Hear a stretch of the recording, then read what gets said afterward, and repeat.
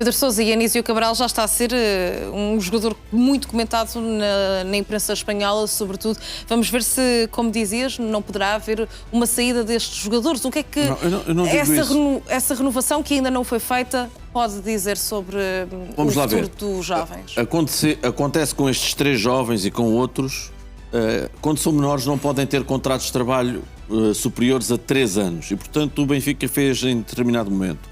Eu disse em dezembro que o Neto, por exemplo, ganhava 3.000 euros brutos, que era o salário do Neto. Eu creio que andará o Banjac e o Anísio, porque são contratos antigos que terminam em junho de 2027. Só para estabelecer aqui algumas discrepâncias em relação aos 3 jogadores.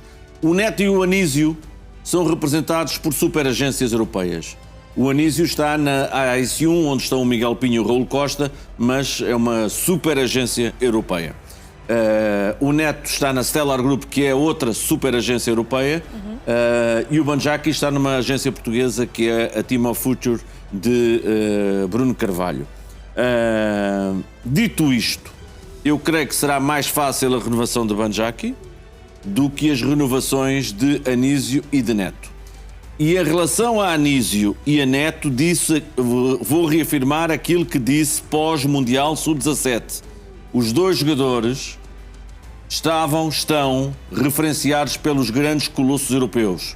Bayern de Munique, Barcelona, Liverpool, Marselha, Chelsea, Nápoles, Leverkusen, outros. Poderias continuar. Poderia continuar porque sim, porque eles deram nas vistas no Europeu Sub-17 e no Mundial Sub-17. Estou a falar do Neto e do Banjac. Aliás, do Neto e do Anísio.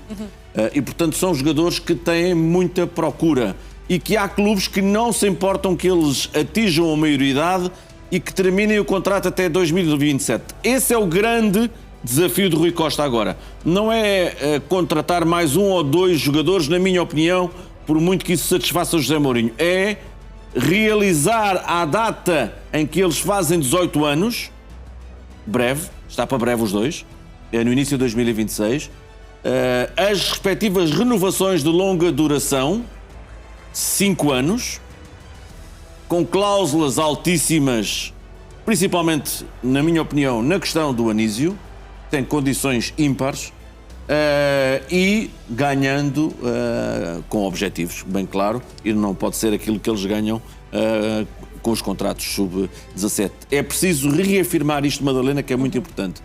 Não me venham com conversas. Antes de Mourinho, estes jogadores campeões da Europa e campeões do mundo não estavam na pole position para chegar à equipa principal. Não estavam. O Mourinho pode ter feito muitas coisas mal e fez. Pode não se gostar da forma como o Benfica joga.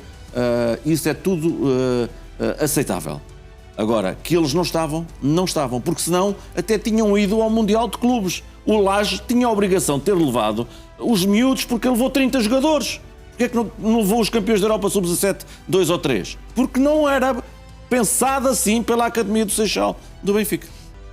Pedro, ainda não tive a oportunidade de te ouvir relativamente àquilo que aconteceu no sábado, mas vamos já relacionar o jogo de ontem com não o faço cerco. nenhuma relação. Não consegues fazer essa relação? Zero. Eu ia fazer uma pergunta retórica e claramente que não iria ter resposta. Mas eles entrarem lá e eles ganharam por 4-0. Se deram a tática vitoriosa a José Mourinho ou não? Zero. A informação que tenho é que José Mourinho foi quem mais falou das pessoas responsáveis que receberam aquele grupo de adeptos. Primeiro, não é, e como não tinha falado ainda sobre isto, não é fácil mobilizar 200 pessoas e passar à margem das autoridades. Esse é o primeiro ponto. Portanto, não é fácil que se mobilizem 200 pessoas e que as autoridades não soubessem. Esse é o primeiro ponto. Segundo ponto, esta questão das claques ou do grupo organizado de adeptos, chama-se GOA, não é? O Benfica teve eleições, falou-se de tantas coisas e não se falou das coisas mais importantes, como é e como são as claques. As claques do Benfica não estão legalizadas, como não estão algumas do Sporting, ou que há antipatia ou que não há relação com a direção do Sporting.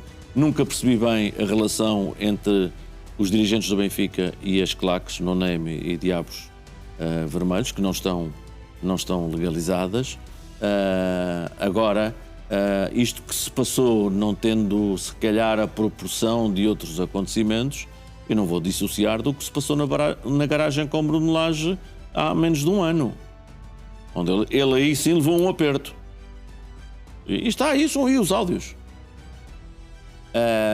E portanto, estranho muito que isto tenha passado à margem das autoridades. 200 pessoas não é fácil. Nos grupos do WhatsApp ou Telegram, onde eles andam. A tua opinião não foi espontânea? Não, isto foi organizado. Claramente foi organizado. Pois há outro aspecto que me parece muito relevante, que tem a ver, quem os recebeu foram os profissionais, ou seja, assalariados do clube, e não os dirigentes, que não estavam lá. E quando digo dirigentes, não é bem do clube, mas até da SAD, porque ali é a SAD que manda, embora às vezes não pareça. E portanto, a informação que mantenho é que Mourinho foi quem mais falou, quem mais argumentou, e que em nenhum momento houve altercação. Mas... Ou seja, foi ele que serenou os ânimos. Os ânimos não sei agora, mas é o que eu ia dizer, se dois grupos de amigos se reunirem num Uber e forem 8 ou 10 bater lá agora à porta do Seixal esta tarde, olha, querem entrar, não entram. É preciso perceber então, isto. Porque é que a direção do Benfica tomou esta decisão e abriu este precedente? Pois não sei. Acho que um dia destes Rui Porque Costa... se sentiu pressionado a fazê-lo? Não sei, um dia destes Rui Costa tem que o explicar. Eu reafirmo apenas isto. Quem estava lá para os receber, eu acho que Mário Branco não podia ter feito outra coisa como diretor-geral do futebol.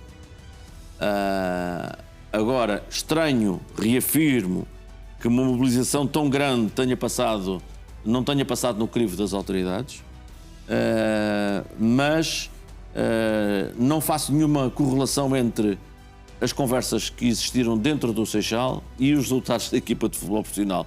Bem pelo contrário. Mas pelo menos José Mourinho terá dito a estes 200 adeptos do Benfica que iria reagir, que iria dar a volta à situação. Certo. A verdade é que a equipa reagiu, ou foi José Mourinho que reagiu a fazer 4 alterações no 11? O reagir não é ganhar um jogo, o reagir é ganhar vários jogos, o reagir é fazer aquilo que ele fez ontem, sim, e que, na minha opinião, já o devia ter feito há mais semanas, que é apostar em alguns jovens.